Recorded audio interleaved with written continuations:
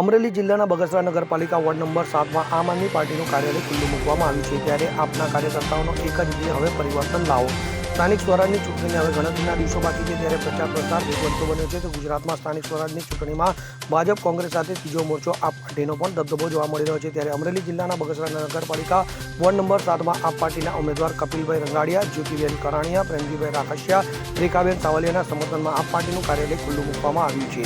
બગસરા નગરપાલિકામાં 1 થી 7 વોર્ડમાં કોંગ્રેસ, ભાજપ અને આપ પાર્ટી વચ્ચે દ્વિપક્ષીય જંગ ખેલાશે। તો આ કાર્યક્રમ દરમિયાન નગરપાલિકાના પૂર્વ પ્રમુખ છગનભાઈ હિરાણી, અનિલભાઈ સાવલિયા, ચંદુભાઈ સાવલિયા સહિત અનેક કાર્યકર્તાઓ ઉપસ્થિત રહ્યા હતા।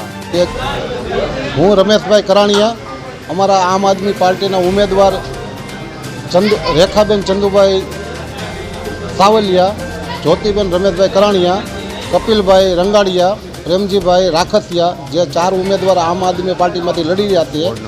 આજે વોર્ડ નંબર 7માં ચૂંટણી કાર્યાલયનું ઓપનિંગ કરવામાં આવ્યું, જેમાં કાંતિભાઈ સત્તાએ ઓપનિંગ કર્યું। અને અમે જે આમ આદમી પાર્ટી ચૂંટણી લડી રહ્યા છે તે ભ્રષ્ટાચાર વિરુદ્ધ લડી રહ્યા છે। અને આજે ભાજપ અને કોંગ્રેસ આમ આદમી પાર્ટીની સામે કોઈ રીતે લડવા આવી શકે તેમ નથી, એટલે આજે અફવાના દોરથી લડત લઈ રહી છે। પણ અમારા મતદાર જાગૃત છે વોર્ડ નંબર 7ના, જે અમને આમ આદમી પાર્ટીના 4 ઉમેદવારને જંગી બહુમતીથી પેનલ વિજય બનાવી। ખાસ કરીને રોડ રસ્તા અને જે નગરપાલિકામાં કમરતોડ વેરા નાખ્યા છે, એના માટે એ મુદ્દા લઈને અમે આજે ચૂંટણી લડી રહ્યા છીએ।